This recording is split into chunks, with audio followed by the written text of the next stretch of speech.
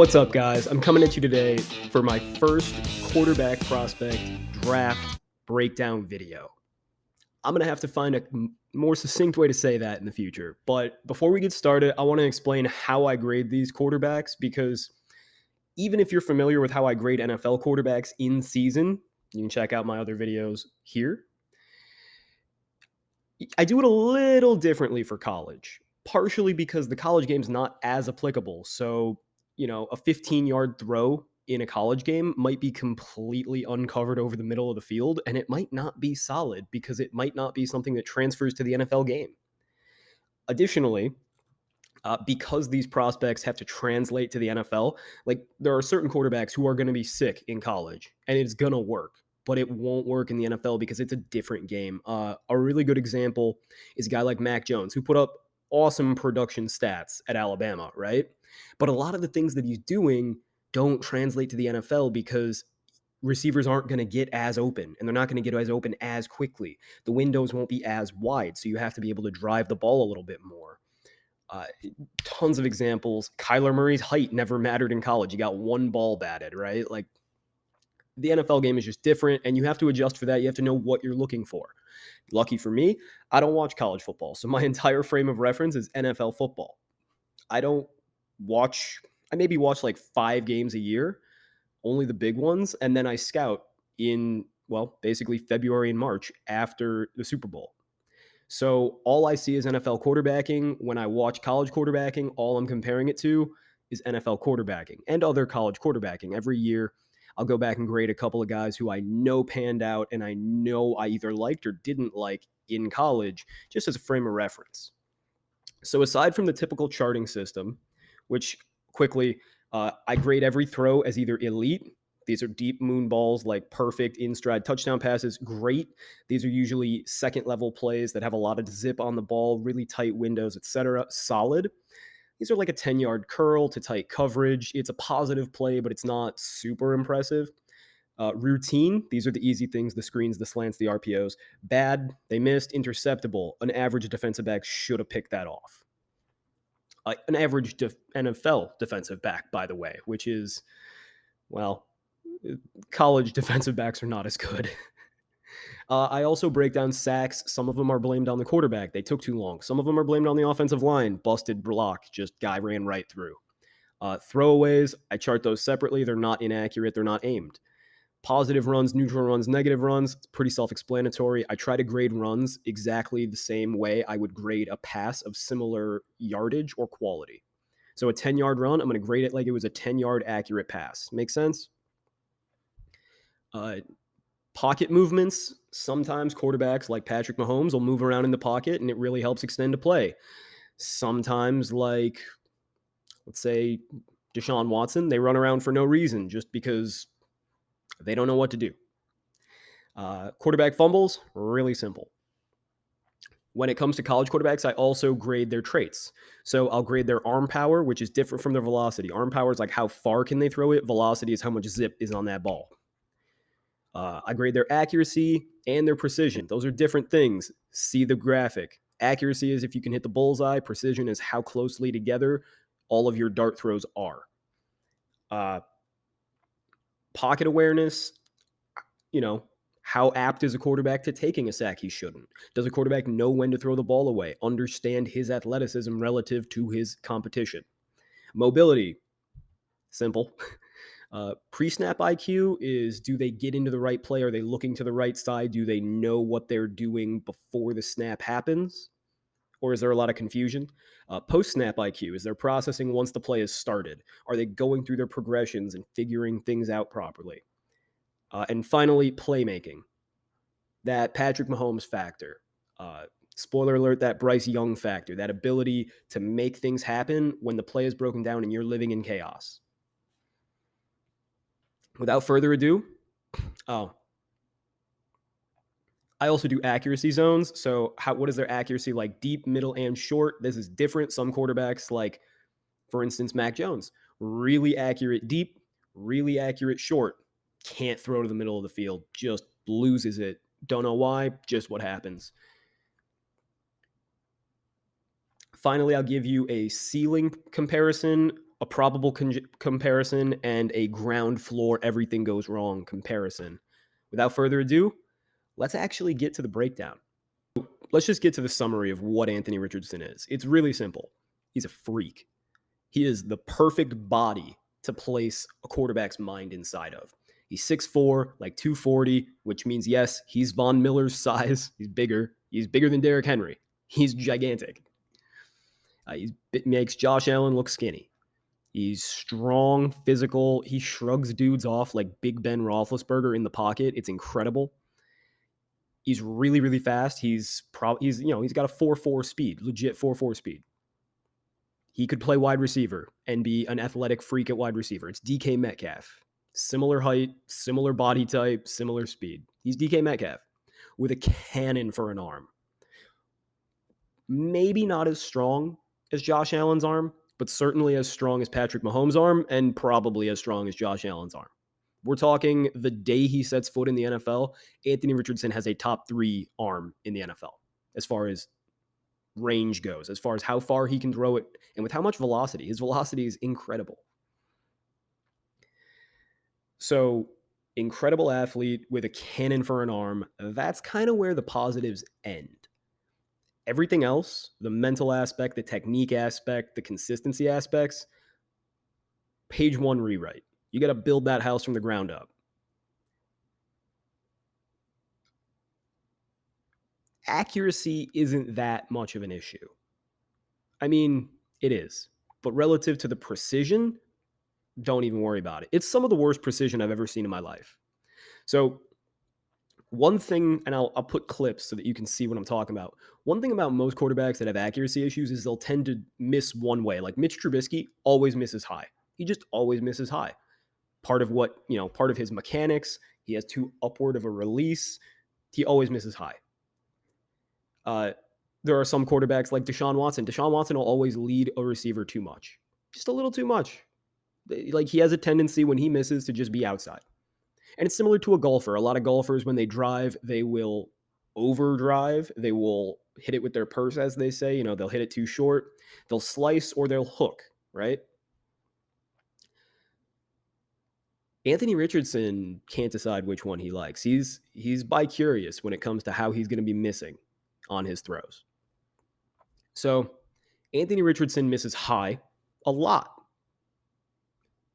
but he also throws more worm burners than anybody I've seen. And he can't decide if he likes throwing outside the grasp of his receivers better or if he prefers to throw behind them. It's a lot of precision problems because remember, accuracy is if he can throw the ball and hit a dime, and he can sometimes. It's not the worst accuracy I've ever seen. It's close. It's close. Now, his accuracy over the 8 games I graded is a 61.54% accuracy percentage. So that means on 61.5% of the passes where he's aiming at a receiver, he makes a catchable pass to that receiver. Not a perfect one, not even necessarily a really good one, just one that has hope. For some reference, last year's draft class, the worst accuracy percentage of the quarterbacks I graded was Matt Corral. And I thought, like, this guy is untenably inaccurate. Just the precision and accuracy are not there. And he was 63%. So we're talking about Richardson as being one of the least accurate quarterbacks I've ever graded. However,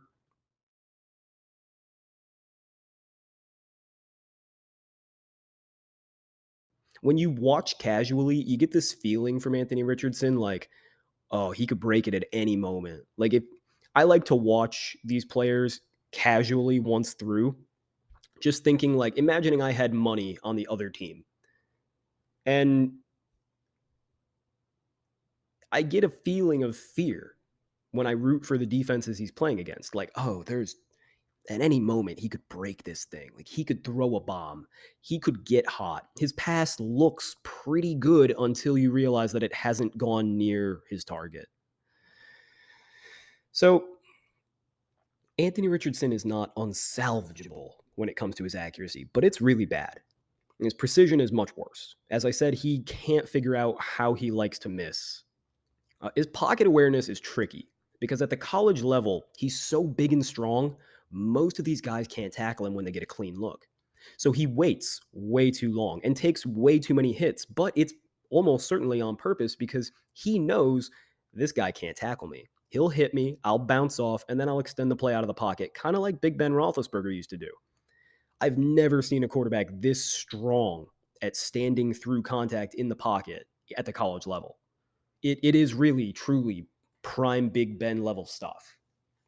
So I understand why he might be arrogant about it, but at the next level, it's just not going to work. Like, yes, he can shrug off a second defensive end in the SEC. And yes, that guy will probably be like a fourth stringer or special teamer in the NFL.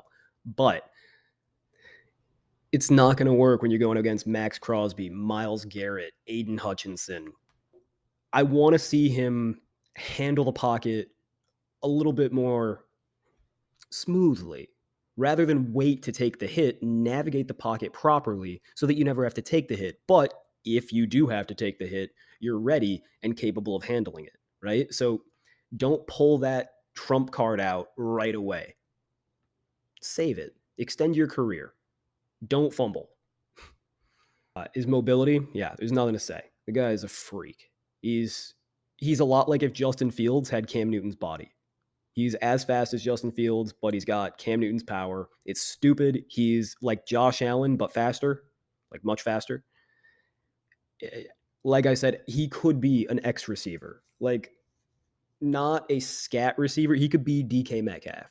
And if he can't be DK Metcalf because he can't run routes that well, he could be Darren Waller, a super athletic tight end who doesn't have the most complex route tree, but just can't be beaten at the catch point. He's a matchup problem for any human being.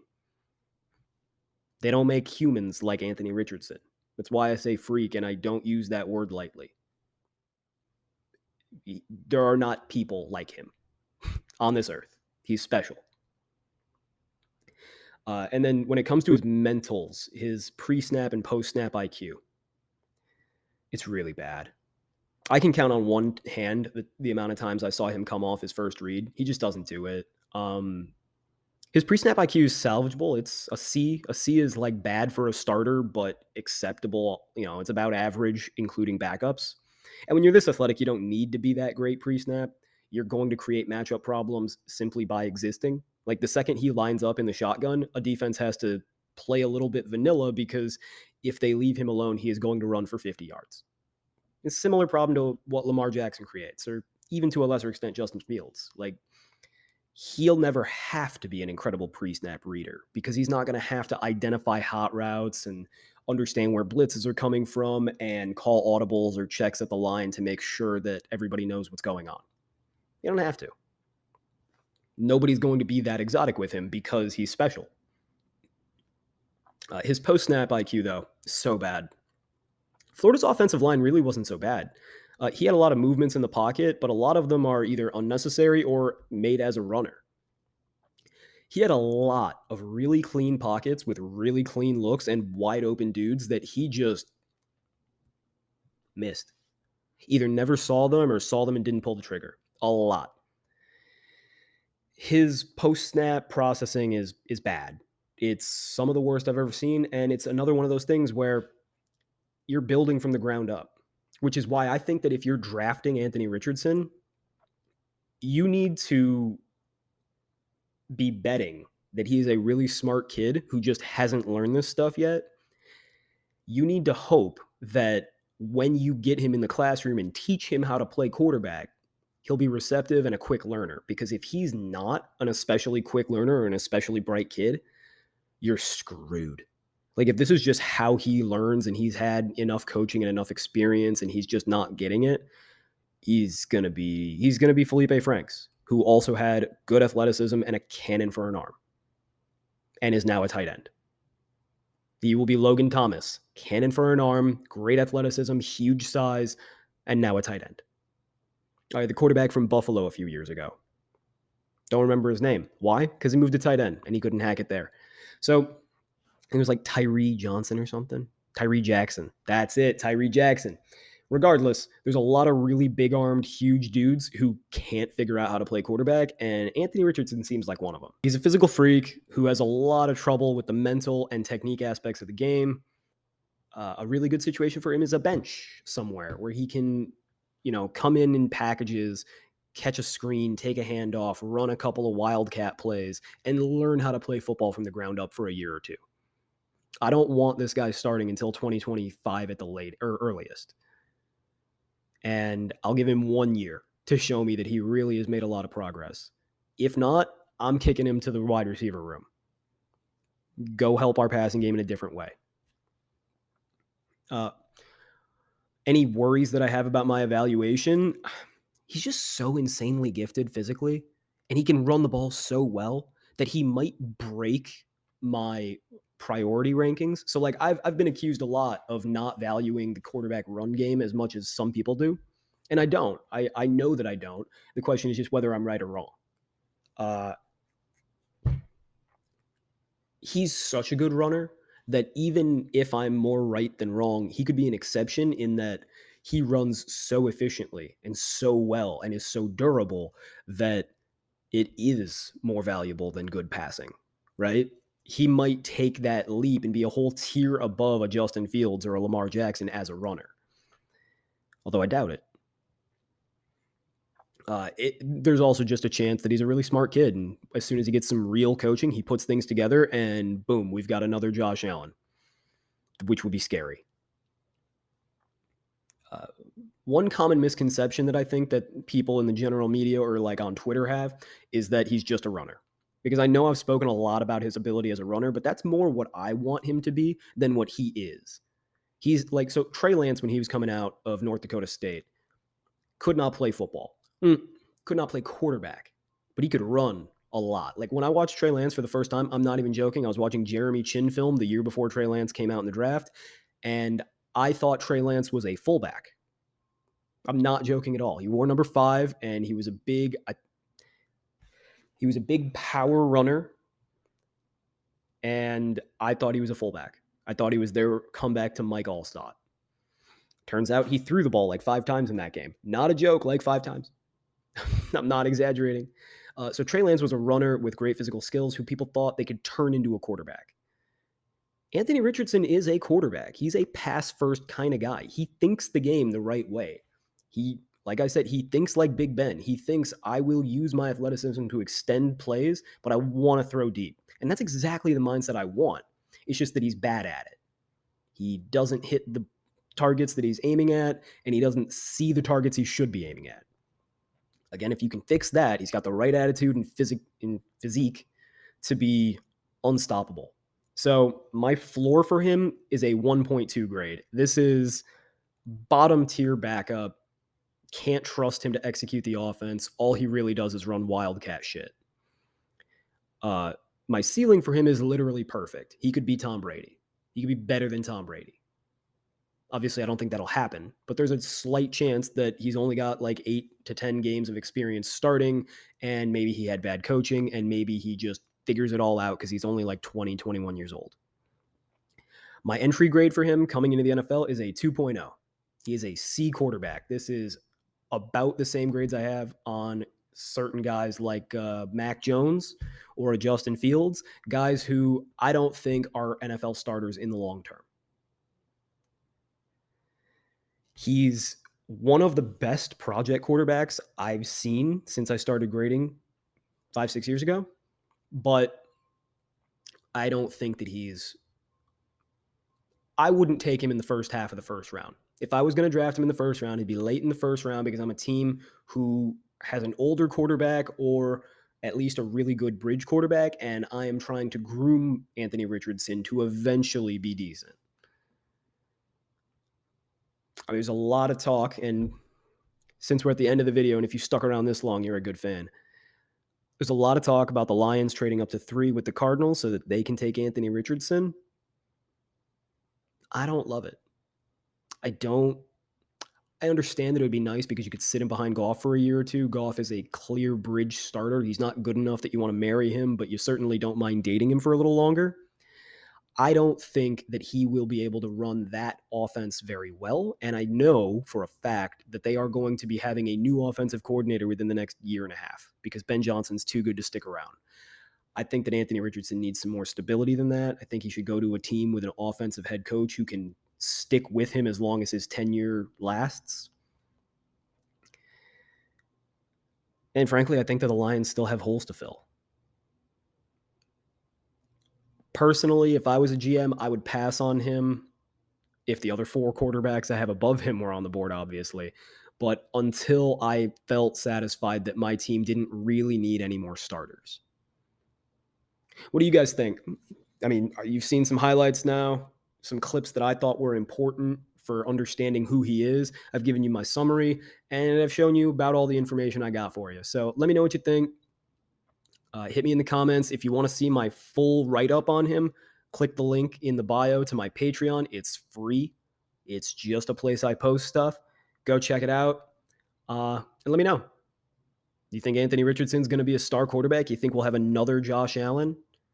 Or do you think he'll go more the route of a Tyree Jackson, a Felipe Franks, a Logan Thomas, or a Terrell Pryor? Till next time, I'll be grinding film. Hasta.